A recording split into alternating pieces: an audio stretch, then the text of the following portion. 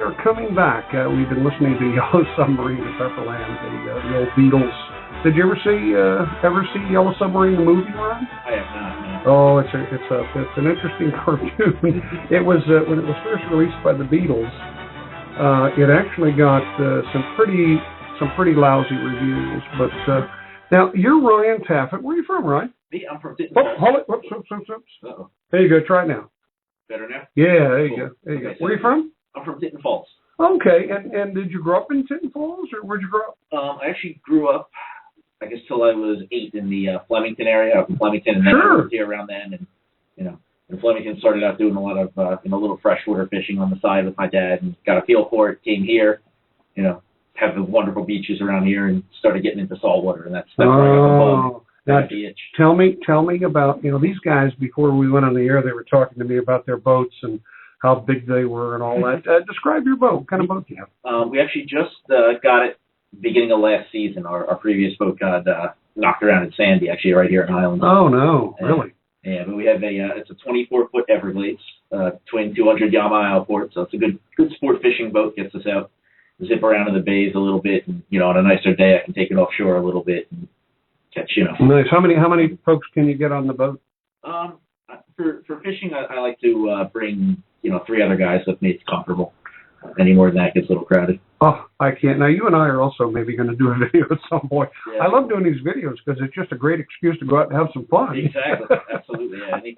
Any time I can get an excuse to take off of work, I'm How often do you get out in the boat? Sort of year round? Is it year round, or is there a certain period of time that you're out there? Really, they say the textbook. They say the typical boating season in New Jersey starts April 15th, ends October 15th. But I typically, I try my best, being that I'm in the marine industry, I try to get my boat in, when I can, when I'm not working on other people's boats. So I get in around May and usually pull the boat first week of December, somewhere around there. I'm launching my large boat next week. It's a 10-foot, 10 horsepower. There you go. Twin V hull. It has air pockets so it can't sink and all that kind of stuff. Where do you cruise around? What's the area that you like to fish and you like to cruise around? Just like the other guys are talking about, the rocks is really a good place to start around here.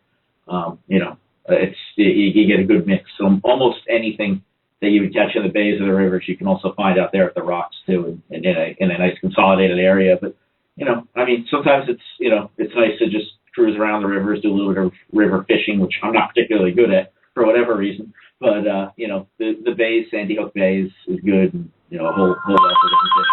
When I was a kid, I grew up in Florida, and I just absolutely, we were trolling all the time. Yeah. You were like spoons and just throw them in. I would just cruise around because it was easy. You didn't have to deal with bait, and this was down in Florida. What do you like to go fishing for? What's kind of your favorite thing to go after? I'm a big fan of striped bass. That's probably my favorite fish to go after, but it's almost two separate worlds. I do a decent amount of offshore fishing as well. And to me, when you talk to guys, typically they'll have a favorite inshore fish and a favorite offshore fish. We always try to, chase those tuna down, which is always fun. And, that's. I saw a picture of you on your Facebook page. Yeah. Was that a big tuna? Yeah, that was actually caught on one of my business partners, good friend of mine, Jake, his grandfather's boat. Out of Atlantic Highlands. They're right down at the municipal marina. Oh, okay. Got a nice boat. How big was that fish? What that weigh in at? That fish, we didn't weigh it. We took a measurement, and based on the measurement and the girth, estimated it somewhere in the mid-70s, 75 pounds, somewhere around there, yellowfin tuna. And did that end up being a nice fillet for you and your family? Oh, yeah. Me, family, friends, it goes around. How long? I mean, that's a lot of stuff. How many tuna dinners can you get out of a fish that size? Quite a few. Honestly, I don't know exactly how many, because by the time we end up filling up all the fillet bags and giving them out all the steak bags, and right. I know we feed quite a few people every time we go. And now I know you're the striped bass, the stripers as they call them, and the tuna are your favorite inshore and offshore. Yeah. What's the difference? Do you know the difference between a fluke and a flounder? Between a fluke and a flounder.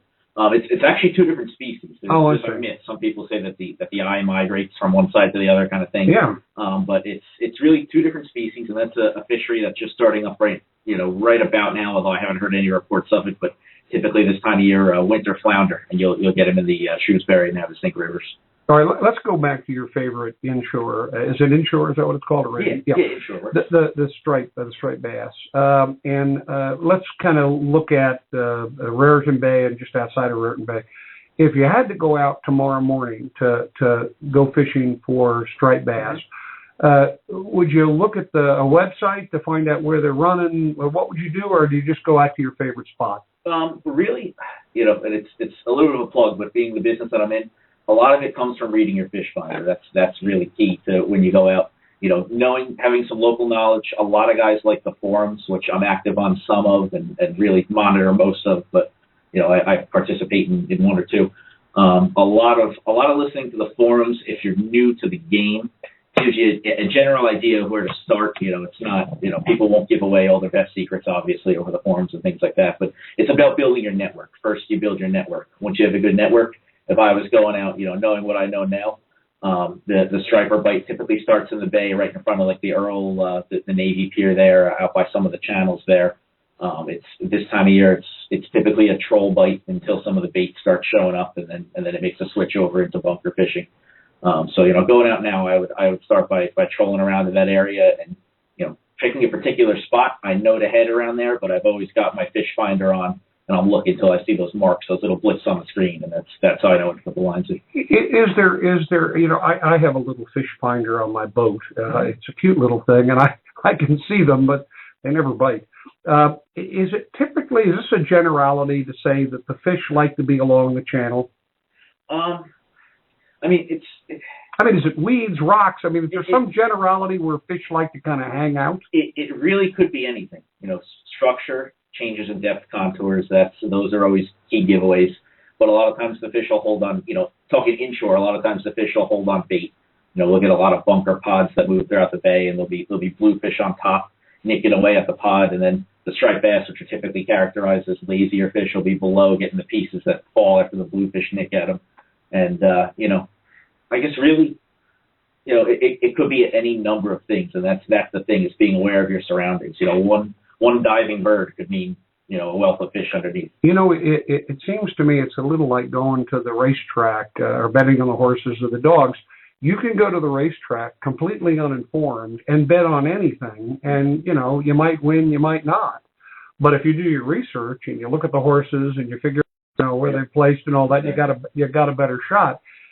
How have you learned about how to fish? Have you learned it from going out with people who know more? Have you read about it? Have you just looked on the website? What? It's really been a combination of everything. It's really, like I said, it's really about building your network and doing that through a number of ways. Through online and social media is big. That's the new craze. Through clubs. I'm actually the treasurer of the Highmar Striper Club, which meets right down here at the VFW in Highlands, and that's been a very good wealth. That's where I get a lot of the knowledge of the old timers, the guys that have been doing it since before I was even born. Getting some of that knowledge that you wouldn't get otherwise. And it's really just about meeting people and putting your hours in out of the water. When you're out there and you're actually doing what you got to do, you'll know what the fish finder should look like. You'll eventually, when you see fish and you're throwing lures at them, you'll throw 10, 15 lures. You'll figure it out over a number of trips what they like and what works for you. Now the Highmar Striper Club, you've got a tournament coming up, don't you? Yes, we What's do. that about? When is that? That is coming up. I believe was at Armed Forces Weekend in May. That's a very good tournament. Always fun every year. I always enter myself and try to help out with the setup and whatnot with the club. We typically get 30 or so boats that enter. Always looking for as many as we can get, and it's a striped bass tournament specifically. The captain's meeting's over at bars. I know I don't have all my notes with me on it, but if you go to hi-mar, so hi-mar.com, anybody that's interested, you can find out more information about the club and the tournament. And if anybody from the club wants to call in and talk about it, that's okay. What is the best bait for a striped bass? What's the best way to catch them? Lure or bait? With fishermen, you'll get 100 different answers. It really depends on the guy. I have a good buddy. His name is James. He runs a boat, Chompers, and people that are listening that are on the forums, they know all about him. they call him the internet specialist because he's always on the forums. And he's a great guy, great fisherman, but all he does is troll, whether it's bunker spoons, which are large metal swimming spoons that kind of imitate the way a bunker would swim through the water. They come in different shapes and sizes. Artificials, just simulating bait fish, trolling, moving in at slow speeds, 2.5, maybe 3 knots, maybe 4 knots, depending on the conditions. A lot of guys will do that school of thought. Then there's a lot of guys that will only bait fish. So live bunker chunks, cutting them up into certain pieces and doing that.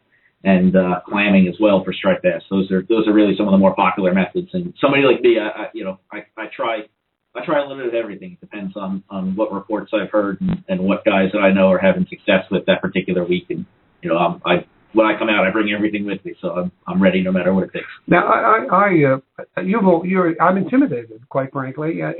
There's so many. I go into a tackle or a bait shop like Julian's and Atlantic Highlands. I don't know where to begin. I mean, there's all kinds of different bait. There's all kinds of different lures. There's all kinds of different gear.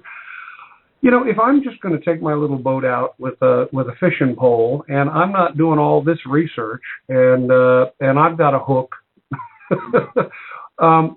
maybe I don't have a hook, maybe I have a lure. If I want a general all-purpose setup for just catching something, just for the fun of catching it, even if I catch and release, what do you recommend? As far as rod and reel goes? Yeah. Yeah, I mean, as far as rod and reel goes, it's, I guess conventional offers you a little bit more flexibility. It depends, a lot of guys, there's 2 types of reels, I'd say. There's spinning, right. There's conventional, breaking it down to a real basic level. And, spinning, it's really, you'll notice by the orientation of the spool, the difference. Like the Garcia. Exactly. That's what I used to have. That's like a conventional, and the spinning has the spool up on top and right. kind of rotates up and down. And if you're just getting into it and just getting a setup, I would say, try a conventional. They're a little bit harder to cast with, but as far as bottom fishing and things like that, bait fishing and trolling, it offers you some flexibility there. Whereas a spinning setup, you really can't do much trolling with. Right. Honestly, I would say to get, if you're on a budget, get one or the other. But if you can, get one of each. Get a spinning, get a medium action. Depending on your boat, you want either a 6'6" or 7 foot, good size for a boat. Spinning setup, something maybe a 15 to 20 pound type blank if you're looking at rod blanks. It's tough. I recommend on the spinning, in particular, using a braided line versus a monofilament line. But when you're new, it can be a little bit tough. It's a little bit harder to work with, and some guys that don't know much about it can cut themselves trying to tie knots and things like that. It's a little bit of a finer line, but it's basically gives you more sensitivity for better distance casting, and on the conventional setups, better for bottom fishing, better feel. Ryan, I remember when I was a kid, I used to fish, and there was always, one fish that you didn't particularly want to catch because it wasn't good eating anyway. Well, what would you not like to catch in this area? There's a good amount, and I've caught the gamut of it, I would say. What are some of the fish that you might catch that you just say, I want to throw this one back? You've got dogfish, smooth and spiny. So, there's the little sand sharks, basically is what they are, and some of them have little spikes on the back you got to look out for. Oh, my God. Get you there. You got skates. You got cow-nose rays. Occasionally in the summer, they'll come in.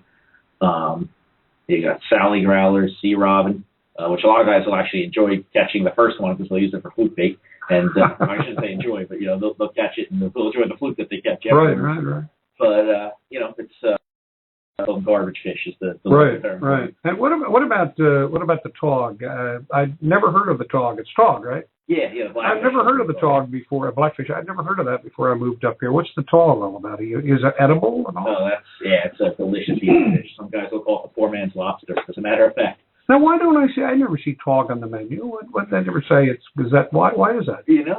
I'm really not sure. I don't know much about how the commercial fishing goes. I know I have one friend who's a captain out of the Point Pleasant area that used to run a boat that did commercial rod and reel fishing. I know it's kind of a hot button issue, especially with amongst our club. But there's the whole issue of fish pots on the reef for the blackfish.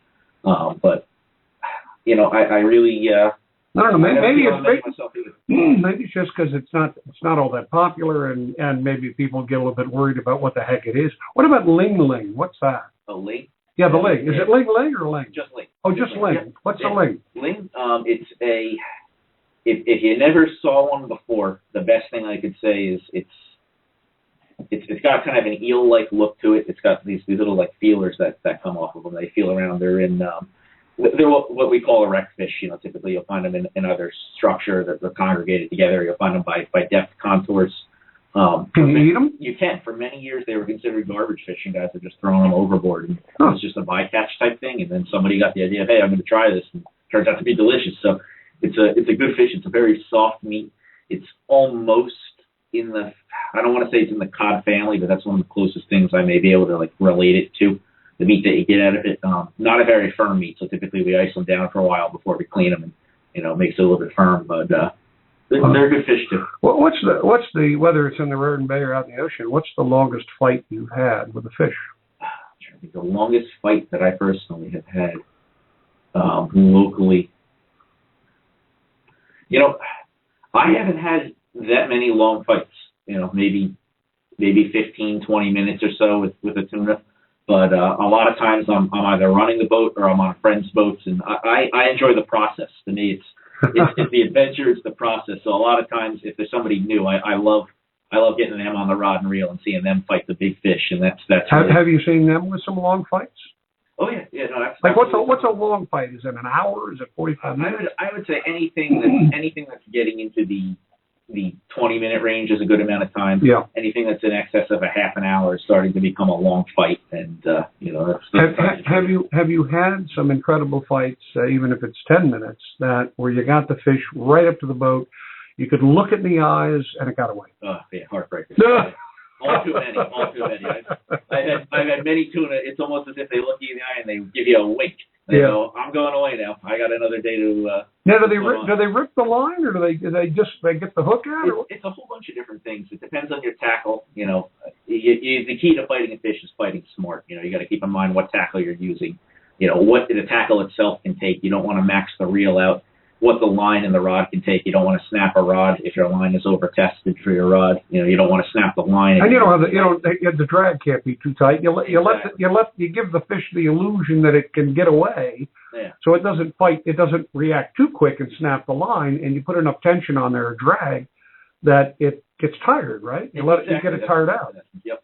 Yeah. And it's kind of a. I don't want to. It's a little bit of a science. It's a field thing, and a lot of times the failure. A lot of times it's angler failure, but what is angler failure? Angler failure. Is that like erectile dysfunction? It's you act in haste when you're in the middle of a fight. It's two things. If you're a seasoned guy and you know what you're doing, sometimes you'll act in haste and you'll do something. I got to get this fish in. I'm going to crank up the drag too high, pop the line, pull the crimp, something like that. If you're new, then you can't really fault the person. It's you see some people that just have bad form with fighting the fish and things like that, and and a lot of times it's just something that losing a fish it just happens. Sometimes the hook just wears a hole that's a little bit too big, and the fish gets some leverage. You give it one slight second of slack, and that's just enough for the fish to turn its head and get the hook out and swim away. Have you ever, I don't know why I thought of this question, but have you ever caught a fish that had a previous hook in its mouth? Oh, yeah. Have you really? Yeah, we've had hooks. I've seen leaders. We actually have some great underwater footage. We fish Mako Mania, the shark tournament out of Point Pleasant every year, and we have some underwater camera footage. On my buddy's boat of blue sharks swimming around. They're these big, lazy sharks. Oh my gosh! If they don't hurt you. They're just lazy sharks. I mean, they certainly could. They've got the teeth too, but they're very slow moving. It's a bycatch type thing. The people that don't know any better, they may look like a mako or I don't want to say like a white, but it's got that kind of a traditional shark form that you would expect to see, but they're not typically very quick moving. And they were, I guess that one had lunch already and was coming in for round two. And, when you hook them as bycatch, a lot of guys will just cut it. And, a lot of guys don't care how close they cut it to the bottom of the rig. So this one actually had a whole rig and a float, and a little squid on a little teaser. swimming around, and we got some footage of it underwater. Oh, how cool. Yeah. You know, I grew up in Florida, and I just remember images in my head of sailfish and marlins and things taxidermed and over the fireplace and stuff like that. Have you ever caught an exotic fish that you just, I don't know if you can eat it. Can you eat a sailfish? Are there some fish that just are absolutely beautiful that you've thrown back just because nothing like what? Absolutely. We've I haven't been as fortunate as some of my buddies that I fish with, but in the canyons, I do some fishing there. And I've had a white marlin that was a great catch. That was probably my most exotic local catch that I've let go. I know this past summer, one of my friends, Jake, who I mentioned earlier, he was out at the canyons, caught a very big blue marlin. I think that was I'm blanking on the number. It was either 300 or 500 pounds. It was big fish, very nice fish. And fish like that you don't keep. You let that go. That's the beautiful thing. Yeah. Now I've taken my little 10-foot boat out around the hook and all the way down to Seabright actually. Yeah. And on a calm day, when the ocean is, and it's beautiful because it's nice rolling kind of thing. And on weekends there are just, I don't know what you call them, cattle boats or what are these boats packed with fish? I mean, we call them party boats. Party boats. Yeah, exactly. I mean, are those people catching fish typically? I mean, are they really? Absolutely, yeah. A lot of them, a lot of them are going for fluke. That's probably the most popular local charter boat. You can hop in, on a boat going out of Atlantic Highlands. Sometimes they'll go for stripers, but typically it's fluke and bluefish. Those are really the big charter fish that they sail for. Ryan, do you generally? I mean, can I say that when you go out, you generally come back with something, or do you sometimes come back empty-handed? Oh, it certainly happens. There's as much skill as is involved. There's also luck too, and sometimes it's just not happening. The conditions aren't right. You pick a bad spot. Any host of reasons, but it certainly happens where you come back with a donut, as they call it. Now, I don't know if you do this either, but is there any advantage, or maybe for the stripers, I don't know, any advantage to chumming in the water? Absolutely. Yeah, absolutely. So chumming, for those of you who don't know, it's just taking up ground up fish or something and with a little blood mixed in and thrown into the water and it attracts fish, right? Mm-hmm. Exactly. For striper fishing, we do what's called bunker chunking.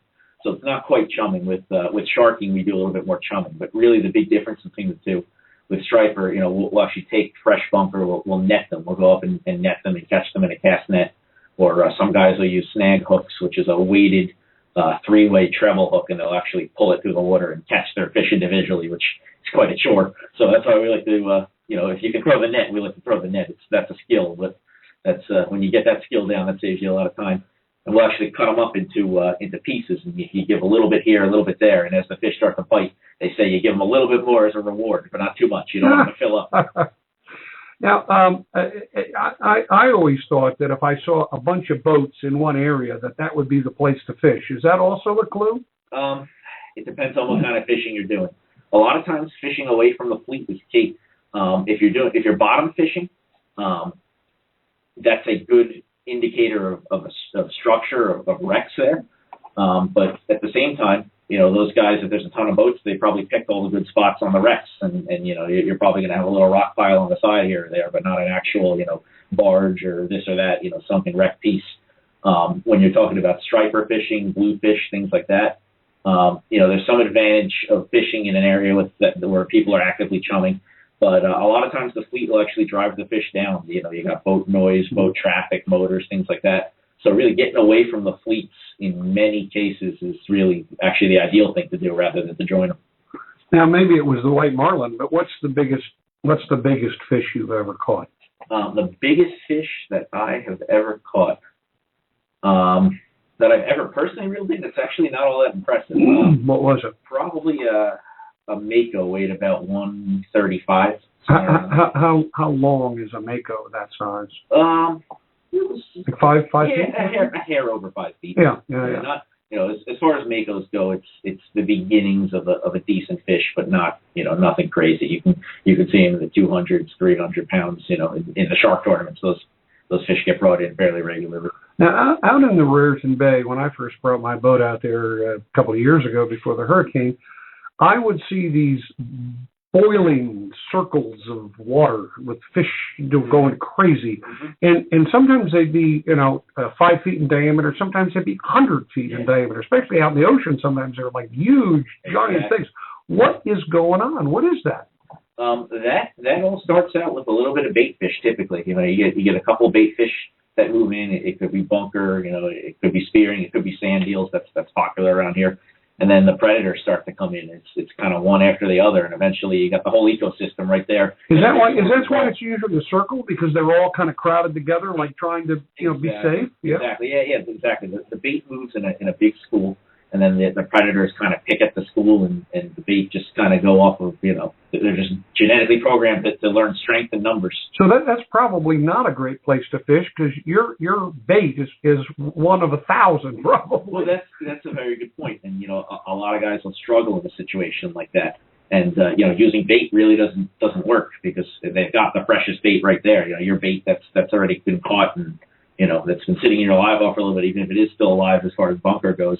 It's not the same. They want the real thing. So that's a time when using knowledge that you pick up, you would switch over to artificial lures, plugs, trolling, things like that, and give them something different that may attract the fish as opposed to the bait that they're feeding on. Sometimes that works. Ryan, there's you probably know this. I've heard different stories about this. I've had my boat there a lot of times.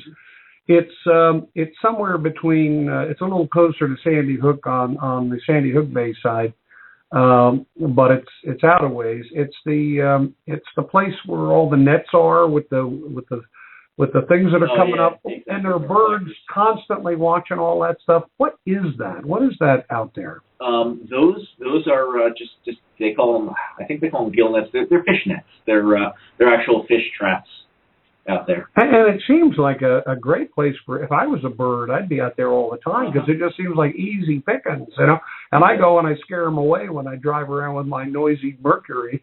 But is that what it is? Somebody told me they were squid traps, but they're just fish traps? Yeah, my understanding is that they were fish traps. I didn't think they were squid traps. I hadn't heard of that. Yeah, somebody told me that. Yeah, I mean, I've seen squid in the bay, but not very frequently. Really? Have you seen the seals?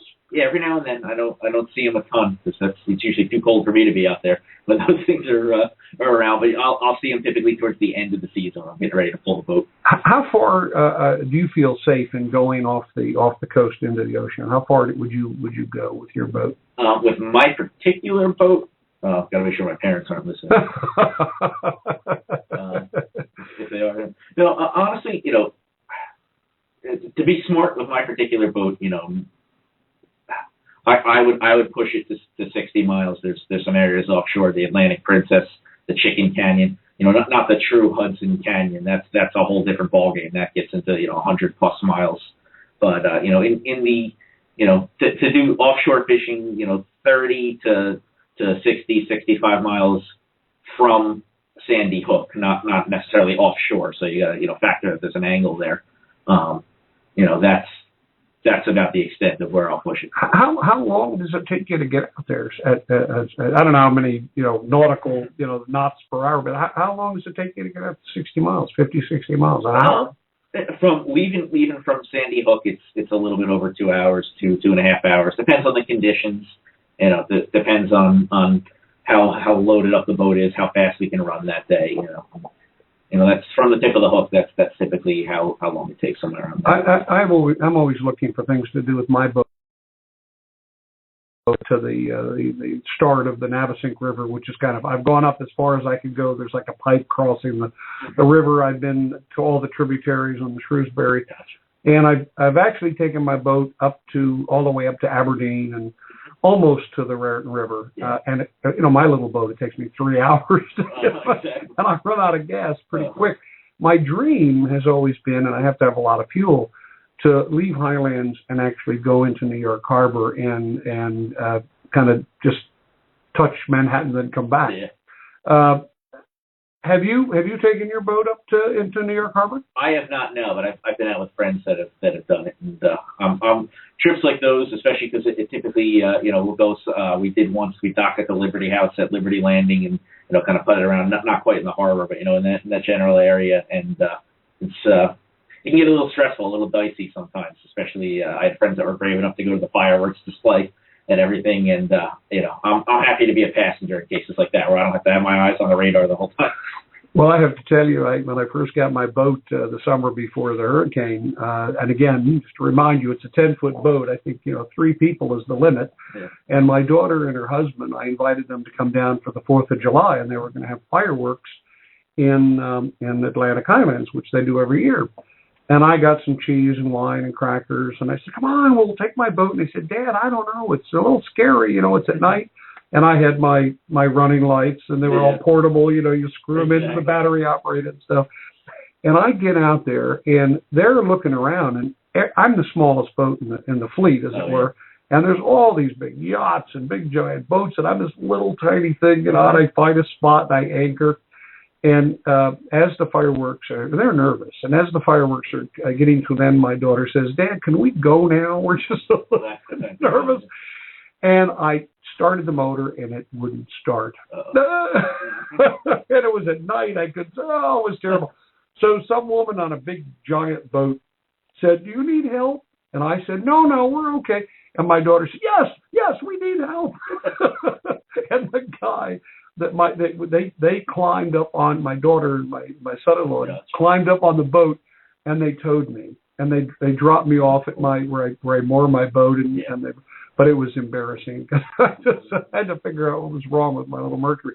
Have you ever, it sounds like you got a really nice boat now, have you ever been in a position where you had engine trouble and you got a little bit nervous? Yeah, honestly, engine trouble, knock on wood, I've been lucky. I've been fortunate with that respect where I haven't really been, once off of, I was a little kid. I had to have been 12 at the time or something like that, and we had a battery issue, so the engine wouldn't start. We had to get towed in, and we were just off Officers Row, off of Sandy Hook, on a smaller 18-foot boat.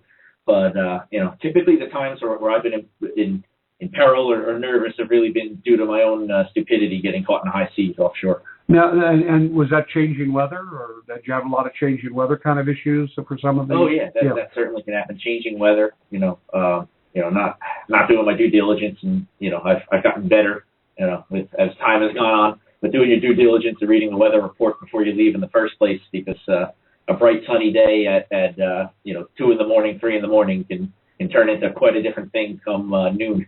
It can shift on you like that, and it's a lot of times doing your due diligence, you can see it coming. I wanted to talk to you too, Ryan, about boat safety. When I first got my boat, I was, I try to do things by rules. Exactly. I went and took my boat safety course, which you're required to do. And I'll have you know, not only was I the first one in the class, there were about like 30, 40 people in the class, and I think it was over at the American Legion of Leonardo. I was the first one to finish, and I got every answer correct. And they gave me a certificate that I could. But there's some crazy boaters out there, aren't there? Oh yeah, you got to watch. It's definitely got to be alert when you're on the water. Can't do anything to impair your judgment. You really, little slip ups and little lapses in judgment can cost you. And you got to keep your eye on the other boaters when you got a crossing situation in particular, or even boats going head to head. You can't 100% trust that the person behind the wheel knows what they're doing on the other boat. Have you become familiar with the locations of the rocks and the sandbars and all that stuff, or does your depth finder do that work for you? I've become very familiar. Throughout the years. My father, great guy, and really, I owe him the credit for getting me into the boating, the fishing in the first place. But he has been my human depth finder in my younger years, and has showed me where not to go. If you catch my drift there, we've had our share of groundings in our younger years, and got through that. But at this point in time, I know how to navigate the local rivers and things like that, and areas in the bay and things to avoid.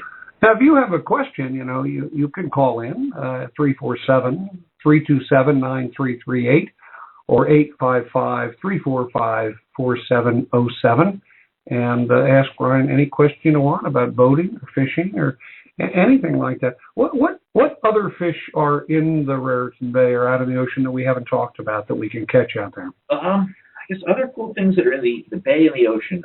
There's fluke fishing is very popular. I know that I've mentioned it, but haven't talked much about it. A lot of guys are diehard fluke fishermen. Just different methods for that. As far as the bay is, as far as offshore fish. And let me just say, I'm assuming that fluke fish, or fluke, I guess is right, are not fighters. Oh, I mean, they fight. Really? Because I remember, back down in Florida, when I used to catch flounders, I thought I had seaweed on my line, quite frankly, because they just say, they just float in with, but they fight a little bit? Oh, yeah. They're actually a very aggressive fish, and as a matter of fact, surprises a lot of guys to know that we've actually not foul hooked, but actually caught them in the mouth, legitimately hooked while trolling for striped bass. The son of a gun. Yeah, there's some great videos if you look online on YouTube of some local underwater video footage of fluke chasing bucktails and things like that, and they actually they're a predator, so they'll attack. They've got some fight in them. They can get to a decent size, and it really depends on your tackle. So if a lot of guys will make it sporty, use not too light because you don't want to put too much stress on a fish, but use a lighter setup, lighter line. That way you get a little bit of a fight out of them. It can be a good time. Well, what other fish? We got the taug, got the blackfish, we got the ling, and the tuna. Tuna don't come into the bay, though, do they? You get not the tuna that we would talk about, but you do get false albacore, skipjack, bonita. Those kind of fish can come close. They can be around the tip of the hook. Some spots off in New York as well, and a lot of guys will chase them on light tackle and fly. That's a lot of fun. They're not a fish. Most guys eat. Some guys will eat the skipjack and the bonita you can eat when they come in. But the false albacore, a lot of guys chase. That's not really an eating fish, but it's a lot of fun to catch and release. Have you seen anything, and maybe it's going 50 or 60 miles out, have you seen anything really interesting? I don't know, water spouts, whales, anything like that? Oh, tons of whales. Really? Every time that we go offshore to do some tuna fishing or shark fishing, you're almost guaranteed to see whales, porpoises. A lot of porpoises in and around the hook area too, going down, headed down towards the Shrewsbury Rocks off of Monmouth Beach. Occasionally they'll actually work their way into our local rivers too. And there was a pod of porpoise, or porpoise. There was a pod of porpoises that years ago, that I think was in the 60s and again in the 80s or 90s, that came in, and I actually found an old porpoise skull on Skeleton Hill Island. But do the porpoises, do they try to interact with you at all in the boat? I mean, because they say sometimes they do that. Yeah, not with us as people, but they absolutely.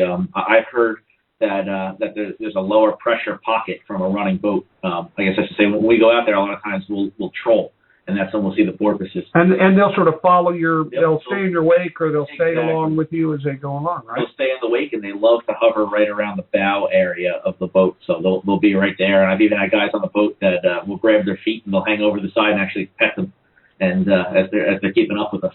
Now, I've heard this story too, and this has actually happened to me, and I'm being completely honest. I've had a fish jump into my boat. Have you had a fish jump into your boat? Yeah. I have not. I have not been so lucky. Yeah. Well, it wasn't. I don't even know what it was. It jumped in and then it jumped out. I mean, it was like I couldn't keep it. And it was little. It was like 6 inches. Yeah, that's neat though. Yeah. I used to catch the first big fish I ever caught was a giant catfish. I mean, I was a kid, and this might be a fish story because when you're a kid, everything is bigger. But this catfish was like, I don't know, it was like a couple of feet long, and some of them get big. And we caught it, and we had a big pool. We put it in the pool. Of course, it was chlorine, so it didn't very long. And there's some fish in other parts of Florida, like alligator gar, that are just prehistoric. Have you caught anything that's really just a bizarre-looking fish? Oh, plenty. Yeah, there's lots of various eel species you can get around here, and those are always big ones, or are they small? I mean, you get big ones. You get some 3 foot long, 4 foot long skinny ones, and you get some 1 to 2 foot long, real thick ones a little bit further offshore. There's a lot of the fish that we call garbage fish are some of the more bizarre looking fish, like the Sally growlers, the sea robins, the skates, things like that. My brother passed away last year, Jerry Schneider, and he was an avid fisherman, and he had, 50 poles and reels and rods and things. Do you have an extensive collection of rods and reels? Oh boy! Again, my parents are listening in here. They're it's actually funny. I had my engagement party this afternoon. Oh, congratulations! Thank you very much. Oh, that's terrific. And that was actually one of the hot button issues. Is my this could be your parents. Oh yeah, they're ready at any second. All right, let's see who's calling.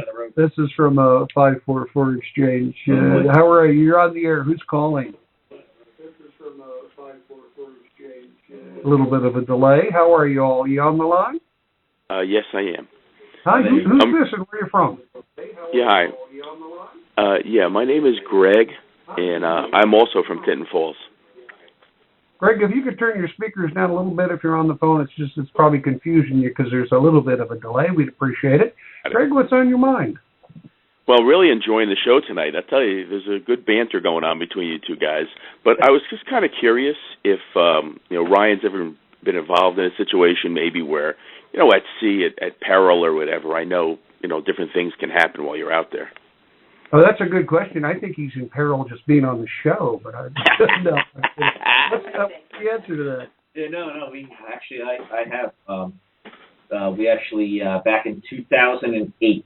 I want to say it was August 13th, dates that you don't forget. 2008, we sank on a fairly new boat at 1 in the morning in the Hudson Canyon, a little over 100 miles offshore. You sank? The boat sank, yep. Why? That must be a strange feeling. What happened? Why did it sink? Honestly, our best guess is one of the rudders in the back. All the clues, the boat had some issues steering towards, going into setting up for the night. And we believe that one of the rudders actually, dropped out of the back, leaving a sizable hole. Gosh! But can't prove it. Did it sink slow, fast? No, it was. By the time that we found out about it, we had maybe 10 minutes to abandon and take it off. And then what happened? We were very fortunate that we had it was a boat that we were. I was working as crew on for a friend / customer of mine, and he couldn't round up enough friends to go, so it was him and his father. Typically, he brings a couple friends, but the friends were not able to make it, so we actually had 3 of us working as crew just to fill out the boat because it's an overnight trip, 30-hour trip or so, and you need some guys to be awake and take their turns chumming and this and that. So we filled out the boat with knowledgeable, skilled guys, and that turned out to be literally a lifesaver. Having 3 of us on board that knew our stuff in a situation like this, and we were the first attempt that you try is to get the motor started. There's actually valves that are built in, and they'll actually using the water pumps on the motors because they're water cooled. They'll evacuate water from the bilge area and send it out the sides. That wouldn't work because the batteries are already too submerged. So we kind of split up, and everybody did what they had to do. We got somebody on the radio very quick. Local guy, his name is Billy. Billy and Steve actually was the captain of the boat at the time of the Fat Cat boat that sails out of Belmar, and they happened to be friends and acquaintances of ours prior to this, so that made the story even more interesting. Oh my God! We had them on the radio, and they steamed right over. That's the thing with fishermen. It's as ruthless and cutthroat as people can be when you're taking somebody's spot or trolling too close, cutting somebody's lines. As ruthless as that can go. At the same time, we're a tight-knit group in the sense that when somebody needs help, when something's going on, they drop everything and run. Now, I have it on good authority that gentleman was your father. Is that correct? Yes, he was. He was playing along, trying to get that one out of me. So he's starting some trouble. Now, Mr. Taffet, are you still there? Yes, I am. Now, going at 50, 60 miles, that sounds dangerous. It's only dangerous. It's expensive with the gasoline. So he credits you with fishing. How did you get started in fishing, Greg? Well, my father once a year would take us fishing. We'd go out to the Highlands. We'd get on a party boat, for the day and just, have a great day of fishing. And I said, wow, this is great, but why do we just have to do it once a season? Why can't we do it more regularly? So when Ryan was born, we went, more off of some of the jetties and rocks. And, they're slippery, they're rough. You put your tackle box down and a wave comes in and your tackle runs out. So we said we have to try to get a boat. And one thing about a boater, as soon as you get a boat, you're already looking at the next size boat. As soon as you get that second boat, you're looking at the third size boat. So, yeah, I have this little 10-foot, 10-horsepower boat, and everybody says, don't you want something bigger, and maybe a little faster, because it does take me, well, you can get to the end of the hook in 5 minutes? From here, maybe? From this area? Oh, yeah. Yeah, 5 minutes. About 5 minutes. It takes me about an hour. Exactly. Yeah, it's an adventure on a boat like that. So for me, I really do have to enjoy the scenery, and I do. I love getting out, and I do a lot of videos, and I've ruined a couple of cameras because the salt water, just the spray can destroy electronic equipment, and I don't know if electronic equipment on the boat is the first to go. Absolutely. That's actually what I should mention. I got to do a little plug here. Yeah, please do. Tell us about your business. Actually, I'm one of the co-owners of Jersey Shore Boat and Yacht Services. You can check us out at njboatcare.com. Local business based out of Long Branch. We service essentially from Sayreville down to Brick is our main coverage area, but we'll go wherever the customers need us. And, we're really divided into two segments. We detail and upkeep boats and wrap them for the winter. And then our other segment, which is, what you're referring to, is the marine electronics. We sell them and install them. We're a certified dealer for a number of brands. And, we've got all the technical certifications, and we're really as techie as it gets for boat people. Wow. We were talking about, I went out, actually. I did some fiberglass work on my boat, and I brought it out. Actually, a friend of mine helped me. And it was still leaking, and I was way out, and it kept leaking. And at some point, I just pulled out the transom plugs and put it wide open and just let all the water drain out. But I had to stay going really fast. In fact, sometimes when I go out to my mooring, if I haven't been out there for a couple of weeks and there's been rain, it's full of water, and that's how I get rid of the water. I just run it with the transom plugs open. What was your first boat that you ever had? Not your dad's boat, but what's the first boat you ever got? Well, they're actually all his boats. Yeah, on paper. Thank God. That's exactly. Wonderful. It's great. On paper, they're his boat, but in practice, my end of the deal is the upkeep. I upkeep them, and as a result, I use them. How many boats does your dad have? One. Okay, and what's the name of the boat? What do you? Feelin' Crabby is the name of the boat. It's amazing. I named my daughter I named my boat after my daughter. I was going to say I named my daughter after my boat, but that'll probably be my case. I'll have And when are you getting married? You're getting married soon, huh? When's that happening? We're looking at the end of May. And does she like to fish? She loves to fish. Actually, it's funny. She actually has had in the junior, female division, world records in Costa Rica. Wow! I should mention her name is Victoria, or she goes by Tori.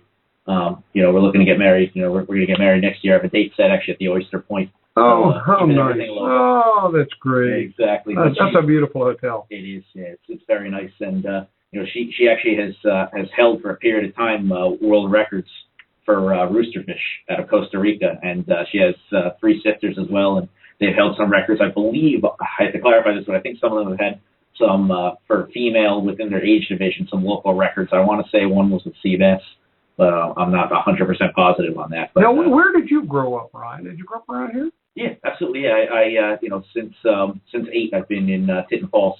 And what do you like? I mean, I guess I was going to ask you, what do you like, but what's not to like? I mean, you've got everything here, right? Exactly. Yeah, about the area itself. It's that's what I like about it. Is that with the state in particular is that you have so many different things all within one area, and you can essentially do it all here. The bay is nice, but the bay isn't your cup of tea. You've got the ocean, with regards to fishing and. Some of the boardwalks and the social life around here is good. And I don't know, Greg, I'm going to ask you, too. It seems as though over the past couple of years, I've heard this, that since the hurricane and since the economy has been in a slump, there are a lot of boats, not only in the dry dock or, up on land, but just sitting idle because gas and fuel has been so expensive. Have you noticed fewer boats out there these days? Yeah, no, right? It's very true. I mean, there's 2 types of boaters. There's the fishermen that Ryan referred to that, hardcore that are going to go out all the time, and then there's those that, do it a little bit more socially.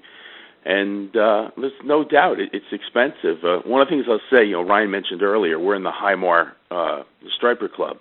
And one thing great about a club like that is we had half of the members lose their boats with the storm. But one thing you'll find about our boaters, they're very generous. And they love to go out with other people, like Ryan said before, love to go out with people who've never gone out before, or people who maybe fish in Florida, the Carolinas, and share techniques.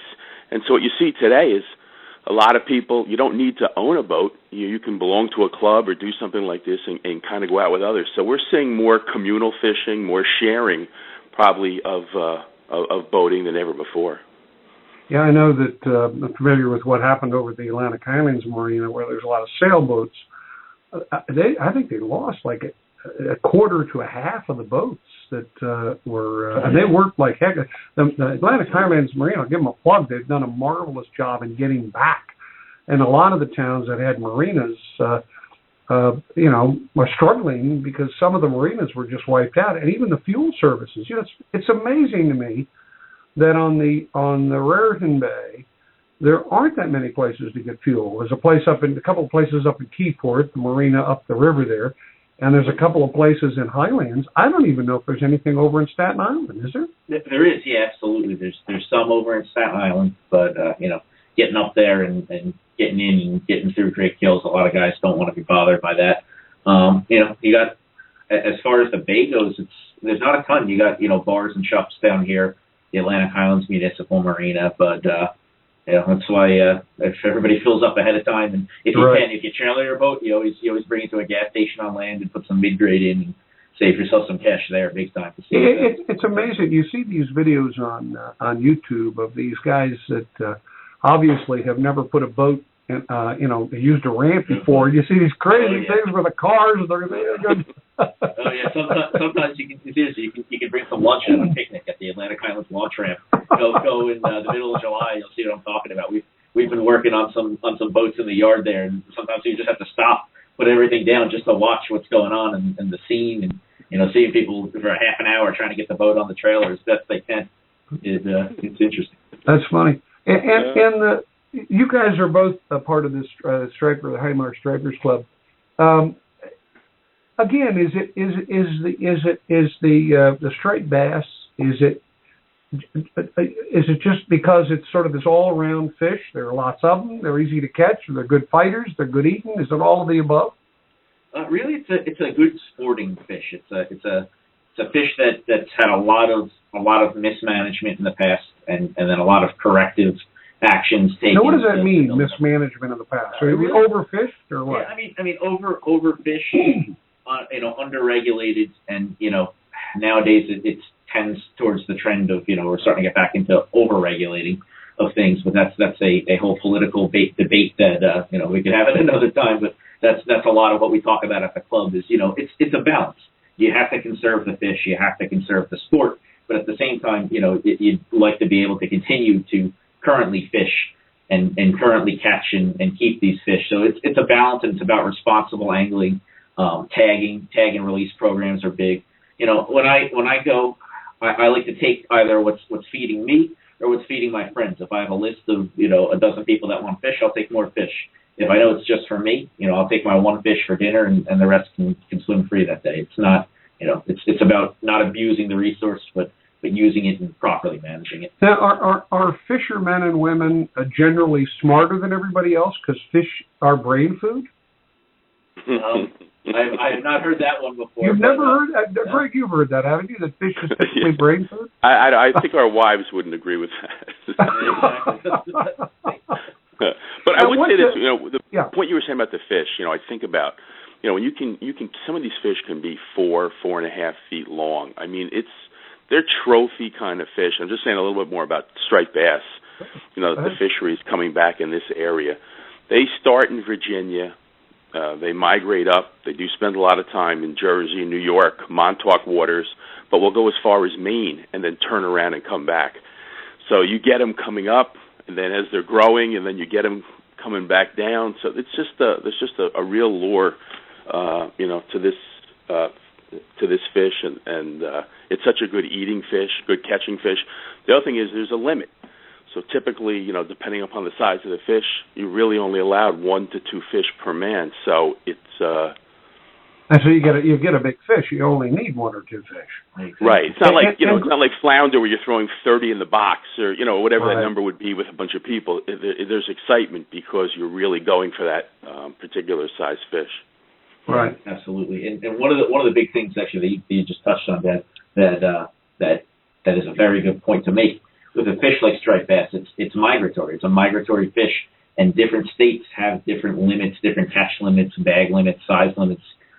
Different quotas for actual biomass poundages that you're allowed to catch and keep, and what each state does, what they do down in Virginia, what we do here in New Jersey, really affects the entire East Coast as far as this fishery, because it's the same.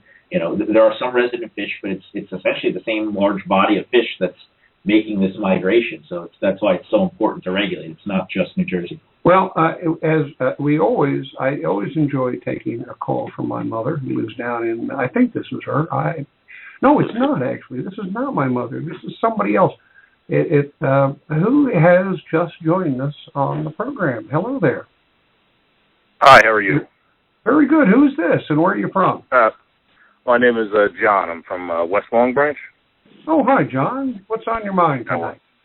No, I was just calling about the striped bass that you guys were talking about recently.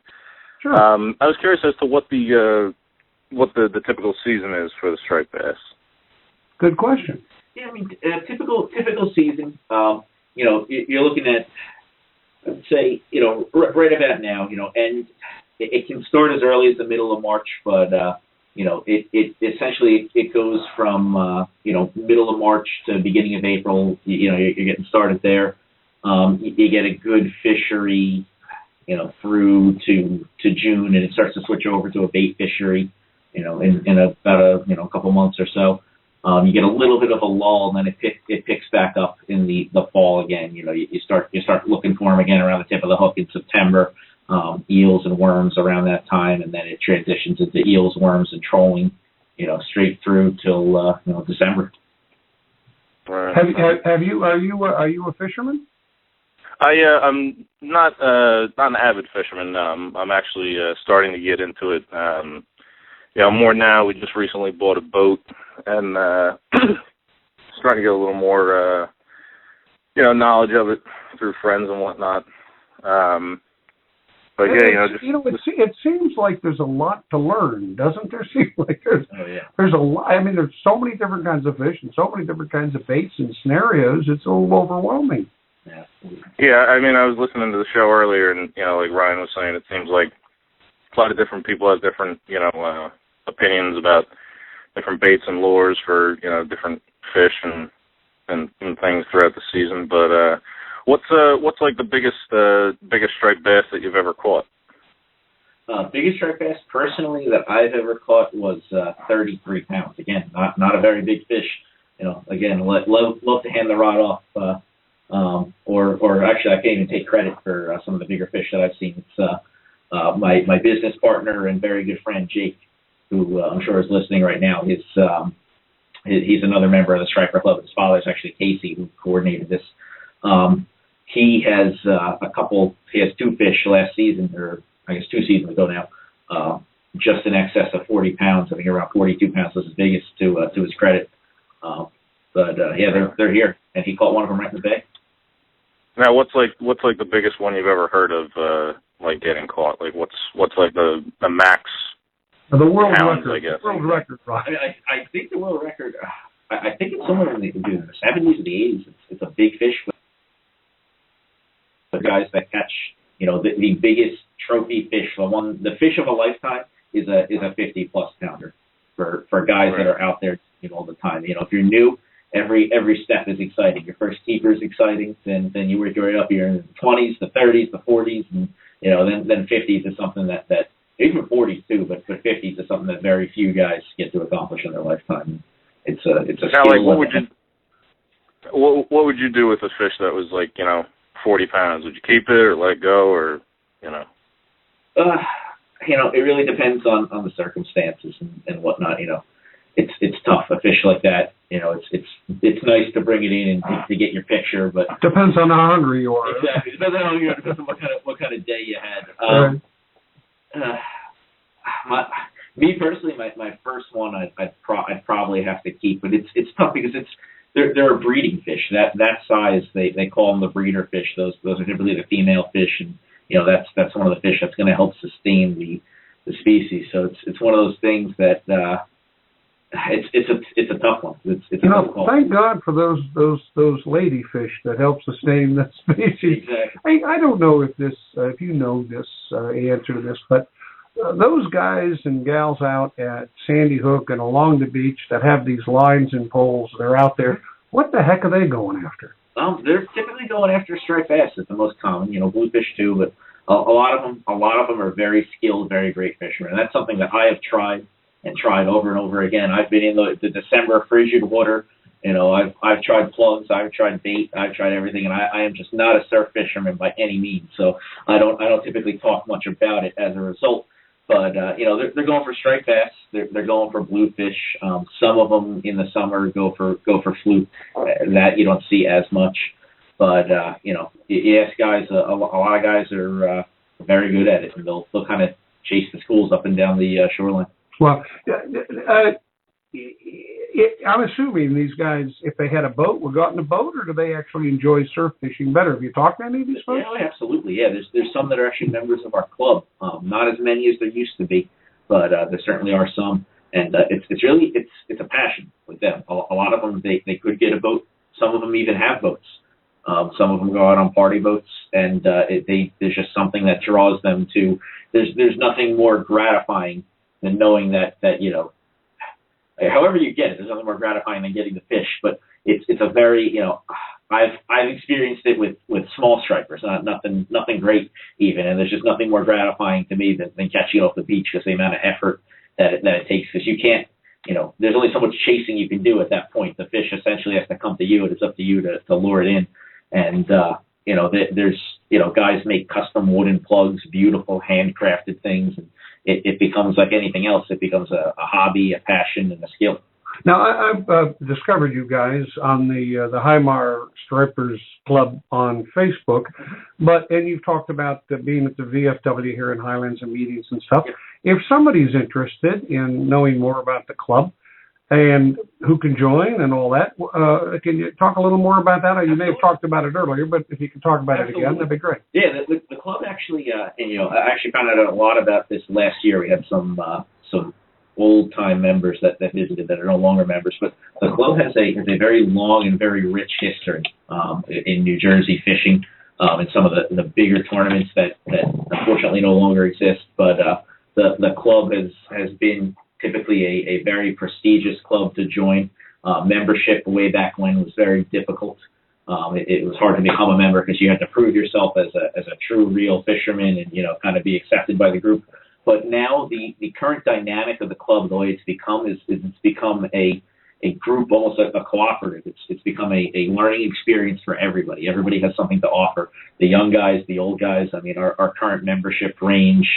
I'm trying to think. We just took on a new member. He's a younger guy. I want to say our current membership range is from 18 to 70s or 80s, somewhere around there.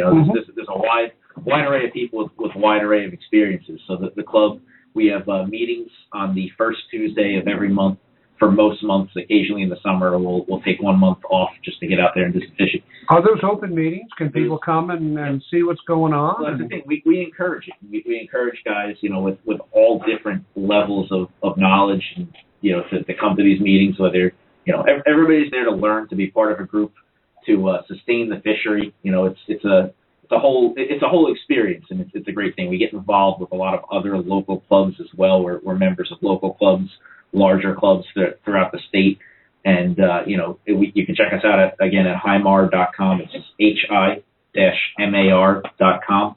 Our membership chairman currently, his name is Tom, and he's a good point of contact before you come to a meeting if you want to get a feel of it. But we're just a group of local guys, from all different, walks of life, all different statuses, employed, unemployed, and, it's just a great group of people.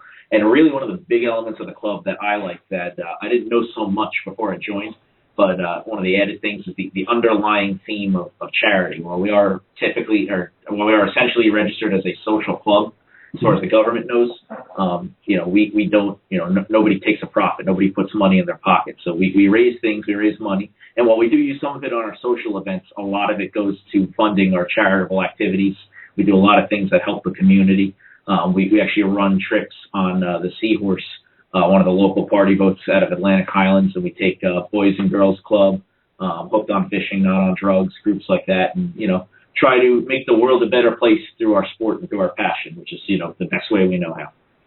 That's terrific. And tell me about the social events, because I'm always interested in the parties. Yeah, absolutely. Yeah. We have we actually just had it a couple weeks ago. We have our annual awards dinner where we hand out awards for largest fish caught in specific inshore species. We hand out an award for Angler of the Year, which is the best performing. And it's based on fish that you weigh in, so that's the key. You gotta be in it to win it. So guys may have caught bigger fish, but if you don't weigh it, it doesn't count. So a lot of guys are bummed. But we give out awards based on size of fish in that respect, and we also give out awards for Sports Person of the Year, which is somebody that embodies the spirit of the club as a whole. Terrific. Well, you're extremely well spoken on that. You make a great spokesperson for the club. We've got about 20 minutes left. We're going late tonight because it's just so darn interesting, and we started late too. So, but we are running a little bit longer. We're going to go till 11 tonight Eastern time, and we have time for a few more questions. But I guess I'd like to ask you a little bit more about the tournament. I've never really understood that.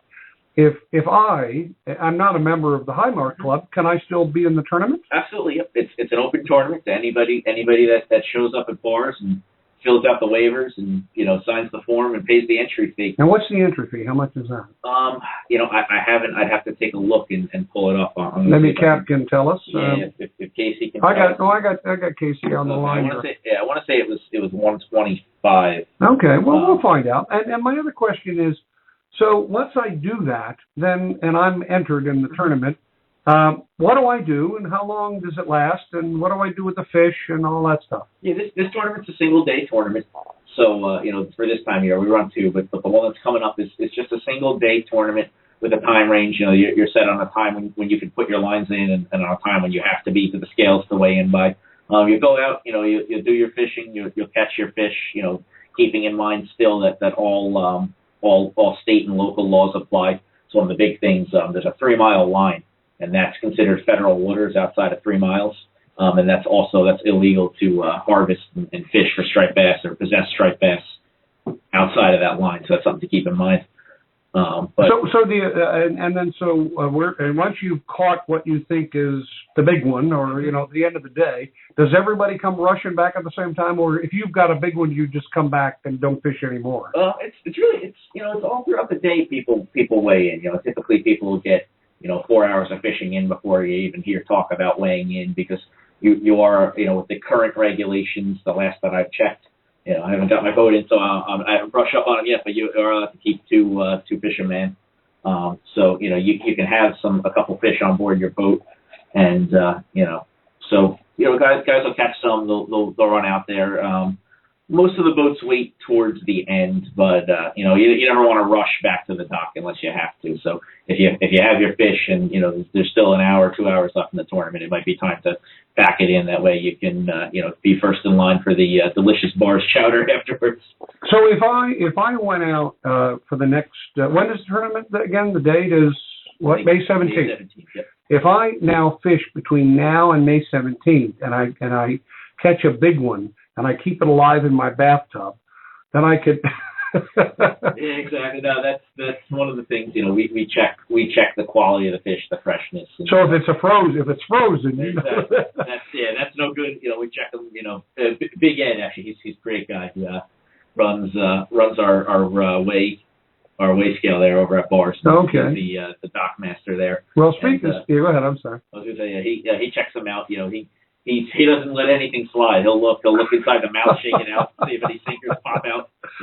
Oh my gosh! So Casey tells us that it's May 17th. The captain's meeting is Friday the 16th at Moby's Deck. What is the captain's meeting? The captain's meeting is really it's the meeting the night before. It's a good time. Everybody that's entered in the tournaments and typically a lot of their crew, if not all their crew that's fishing with them, gets together. We have some good food provided by them over there. We set it up. We talk about the rules of the tournament. Big thing with the club is we're always trying to get donations of door prizes and things. So we typically accumulate those throughout the year. So it's not a guarantee, but it's a near guarantee that everybody goes home with a bag of goodies that typically, in many places, almost equals and sometimes can even surpass what you paid in entry fee as far as value. And everybody gets together, has a meal, talks about the tournament. Everybody plays the game of, I'm not telling you where I'm going. Everybody tries to pretend they have the competitive advantage, but in the end, we're all guys that are just out there just trying to catch the fish. How long has this tournament been going on? This tournament's going on since before I've been a member of the club for years and years. So I got to ask you the question: is there some guy that just seems to win it all the time? Not necessarily every year, but more than other people. Oh boy, you're opening up a can of worms here. You really are. There's some guys that are better fishermen than others, aren't there? No, there are absolutely. I mean, it depends on who enters. We had a good group of guys that years back entered, and they don't enter so much anymore for one reason or another, whether it be Sandy or if they're not into it anymore or what the deal is. But you see a lot of the same guys on the leaderboard every year, and I'd be remiss if I didn't do a little shout out to Tom. He's actually one of my electronics installers as well, and he owns a custom tackle building business now, TN Tackle. You can find him online. He's a great guy. He runs a boat, the ST Barb, and he's actually won our fall tournament 2 years in a row. And last year, because of Sandy, we didn't have a spring tournament. So we'll see what happens in the spring. But he's trying to keep his mojo up, and we'll see. Wow. See if I can top him. Well, and let me ask you this too: if I were to enter this thing, I'm a complete klutz novice about this stuff. Have you had inexperienced people go out there and win? Inexperienced people. Not win it. I really don't know. But even if you don't win, you have fun, don't you? Oh yeah, exactly. There's places too. It's first through fifth place. We also have a prize for a lady angler as well and junior angler. What are you hoping in terms of entries? How many people do you think you might get? We like to see 30 people is a good number, but we'll take as many as can sign up. So by no means are we happy at 30. We're not happy unless we run out of entry slips. Well, let me ask you. I'd be happy to enter this and pay the $125 if you would give out a 30th place. Yeah, exactly. Well, let me just say too, this is going to be tied into the Armed Forces weekend, and there's going to be a separate prize for an active duty veteran, which I just think an active duty a soldier as well as a veteran, and that's just marvelous. Exactly, that's the thing. We try to encourage it every year, and we see a little bit more and more participation each year with it. But that's really the key thing. That's again goes back to the charitable aspect of the club is to try to introduce more people into fishing, and not only just managing and conserving the sport, but just try to make the world a better place through fishing. Well, I don't want to say goodbye to you quite yet because we've got a few minutes, and while we have at least we have some listeners, I can tell because they're have questions. I wanted to invite you all to join us every week on Sundays from 8 to 10 usually, and we talk about all kinds of things, but mostly we talk about what's going on in the Jersey Bayshore. As many of you do, I love the Jersey Bayshore, from Homedale to Middletown to Sandy Hook to Keyport to Atlantic Highlands, Leonardo, Belford, Port Monmouth, Union Beach, you name it. They're all Hazlitt. They're all wonderful, wonderful places. And exit 117, we think, along with some other exits down in Homedale, etc., is really the entrance to this Jersey Bayshore. And I'm going to get, hopefully the sensible tourists that aren't going to litter or create a lot of traffic problems on Route 36. But, it's funny, and I don't know if you've experienced this, but we have so many things here. We talked a little bit about this before. We have a rich history. We have parks. We have, 5 or 6 boat ramps. We have, haunted mansions. We have parasailing, we have the ocean, we have the river, beaches. We have 35 miles of beaches, bays, and river, and some of them are just wonderful. The water is very clean. We have great seafood restaurants with waterfront views and clams, which is really our bread and butter. It's in our blood, really. I've said that before. And every week I'm going to try to have, or I have been trying to have, really interesting people like my friend Ryan here, who's, it's extremely interesting. And we're going to talk about the history, we're going to talk about parasailing, we're going to talk about, like we did tonight, scuba diving and fishing. We're going to talk about Keensburg Amusement Park, and we're going to talk about, anything that you want to talk about. And we encourage you to come back and be part of it. It's really a family of that we're really trying to grow here, and it's Jersey Bayshore. And I just want to give one other plug. When you go to jerseybayshore.com, it's all laid out for you there. It's still a website that's being developed, but I'm a videographer. I'm a school teacher as well, and a marketing professional who is trying to lure people here. And I'm trying to get people in Keyport to appreciate Highlands, and people in Highlands to appreciate Belford, and people in Belford to appreciate, Middletown and Locust Point and Lincroft, etc. We have so many things to do, and we should appreciate it ourselves. And then eventually we'll get the New Yorkers to come and the people from northern New Jersey, instead of taking the Garden State Parkway right down to the Jersey Shore. The Jersey Shore is very cool, but the Jersey Bayshore is extremely interesting and has a rich variety of experiences for everybody. And the views from Mount Mitchell and the Twin Lights is just incredible. And the beaches, it's all, I'm preaching to the choir. So I hope you join us. And then also, we have a Comcast television show, and hopefully a segment if we go out on your boat, which I'm hoping you'll take me out. Absolutely. We do a television show called Jersey Bayshore Country, and it's on Comcast. I'm committed to 26 episodes along with this radio show, and it's in Monmouth, Union, Ocean counties, as well as Tom's River, and it's 4 days a week on public access, different channels. So if you go to Jersey Bayshore, look up the television series, it'll tell you where what channel it's on and what days it's on. And we've already done our first show, which was on the Jersey Bayshore in general, and you can look at that, replay that on the website, so you can go look at it right now if you want to, before you go to bed, or you can look at it tomorrow. And this week, it's all going to be about Sandy Hook and the Sandy Hook experience and what that's all about. The week after, it's going to be about Highlands, and then Atlantic Highlands, and then Hartshorn Woods, and then we'll do something on history and old photographs, and we'll move our way along the coast all the way up to Keyport, and then out to Homedale, down to Brookdale, and we've got about 10 episodes already in the can. So thank you for listening, and how soon can we go out? When can we actually go? I know I talked about the season, but I wasn't completely listening. When can we go out? I will have. That's another topic. The people that are listening right now that I know that.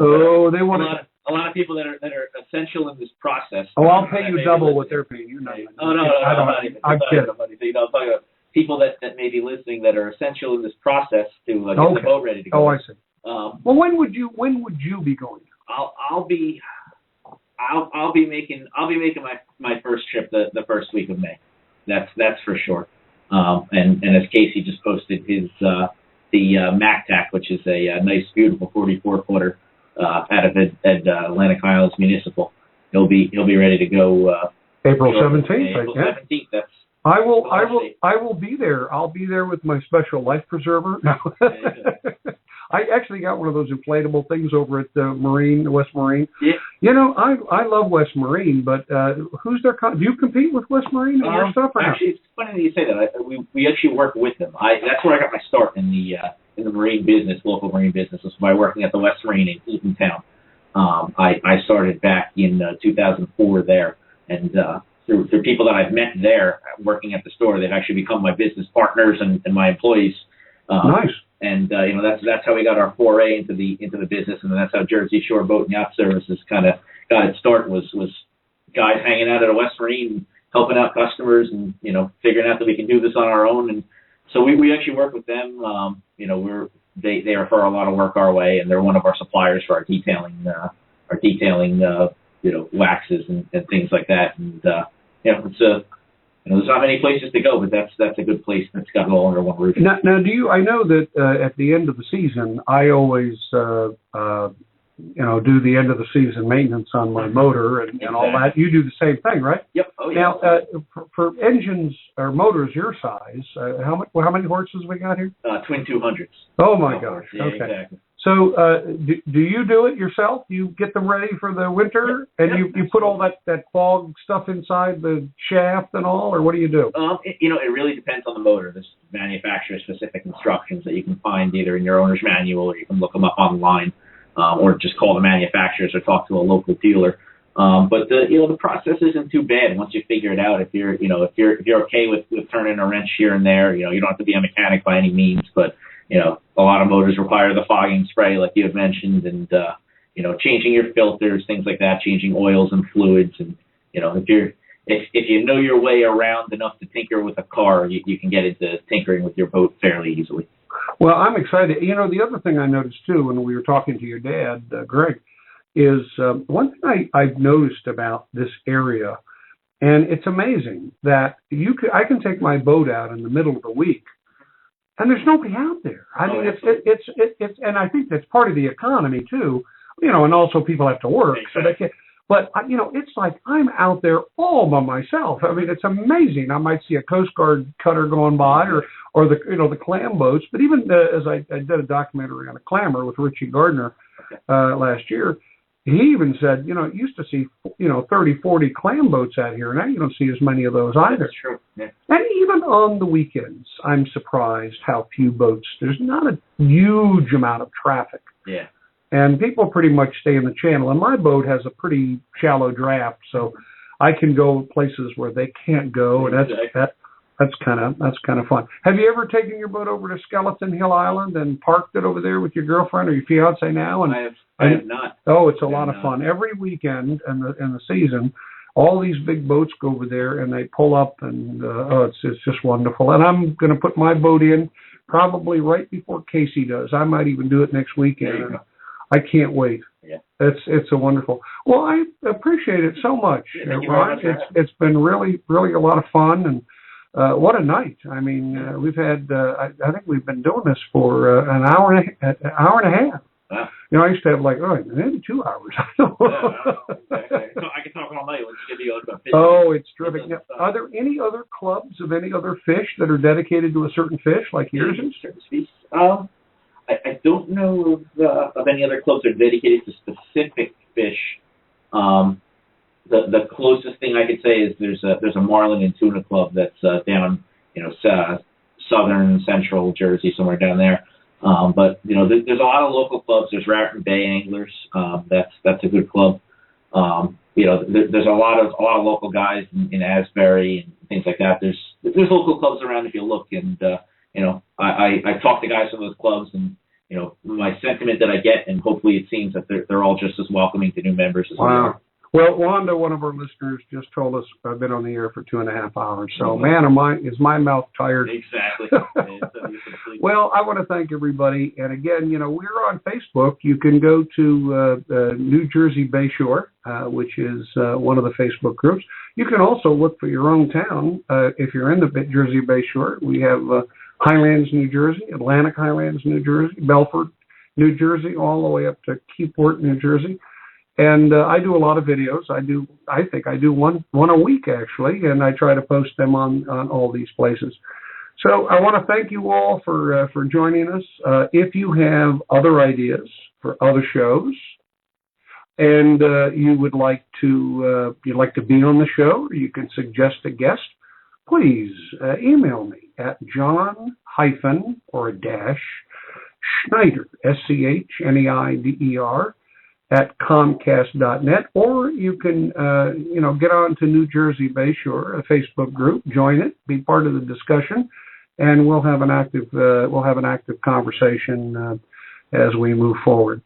Again, What a joy. We have less than a minute left. I want to thank everybody for being here, and I'll see you again, hopefully, or I think I see some of you, but I'll talk to you again next Sunday at 8 o'clock for Jersey Bayshore Talk Radio. Good night, everybody. I see trees of green and red roses too. Oh, I see them bloom for me and for you. And I think to myself, what a wonderful world.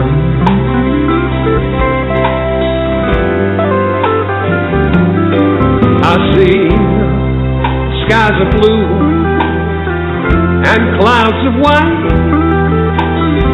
the bright blessed day and the dark sacred night.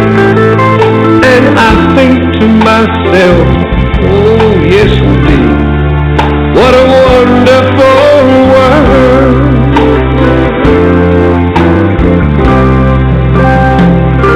Ooh, the colors of the rainbow, so pretty in the sky, are also on the faces of those people walking by. I see friends shaking hands and saying, how do you do? What they're really saying, man, I love you. I hear babies cry, and I watch them grow. They'll have so much